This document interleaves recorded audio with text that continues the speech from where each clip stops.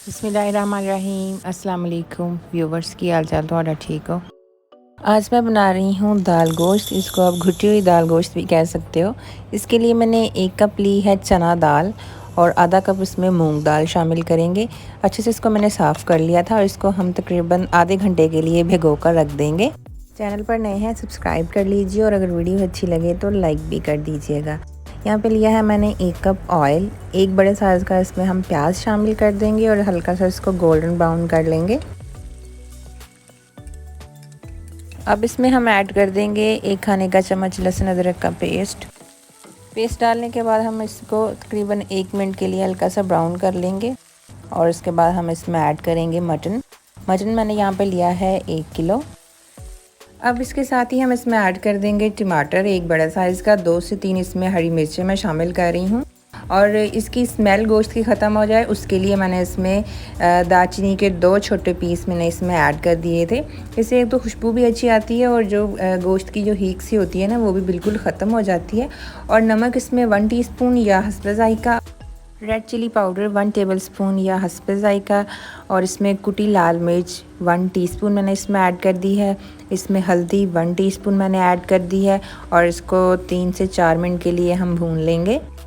साबुत ज़ीरा और साबुत धनिया मैंने 1 चम्मच कूट के इसमें ऐड कर दिया है, 1 चाय का चम्मच। अच्छा, कुछ लोग इसमें वो क्यूब्स जो मिलते हैं ना, चिकन क्यूब्स, वो भी इसमें ऐड कर सकते हैं, कुछ लोग करते भी हैं, तो ये आप लोगों की मर्ज़ी है। 4 से 5 मिनट भुनाई के बाद मैंने इसमें जो हमने सोक करके दालें दोनों रखी थी पानी निकाल के इसमें ऐड कर दी हैं और फिर से इसको हम 2 से 3 मिनट के लिए भुनाई कर लेंगे। उसके बाद मैंने अब इसको कुकर पे रख देना है, मतलब मैंने कुकर में इसको जो है गला लेना है। तो इसमें मैंने तकरीबन 1 लीटर के करीब पानी डाला। इसको मैंने प्रेशर दे दिया था 24 मिनट के लिए, क्योंकि फ्रीज़र वाला गोश्त थोड़ा सा टाइम ज़्यादा लेता है। तो मीडियम सी मैंने फ्लेम रखी थी और अगर आप वैसे पकाएंगे तो तकरीबन 1 से 1.5 घंटा तो लाजमी लग जाएगा।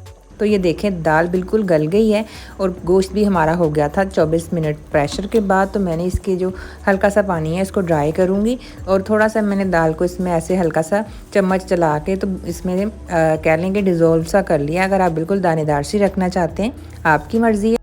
दाल के तड़के के लिए मैंने 1 कप लिया था घी, आप देसी घी भी ले सकते हैं।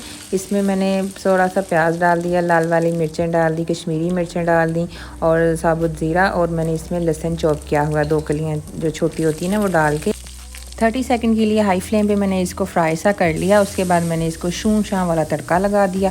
तो दाल हमारी तड़के वाली तैयार हो गई है, घुटी हुई दाल भी कह सकते हैं। तो ये दाल गोश्त बहुत मज़ेदार बनता है। इस पर मैंने थोड़ी सी गार्निशिंग के लिए जो है ना प्याज, अदरक की काशें और हरी मिर्चें काट के रख दी थी। तो उम्मीद है आपको आज की ये रेसिपी पसंद आई होगी।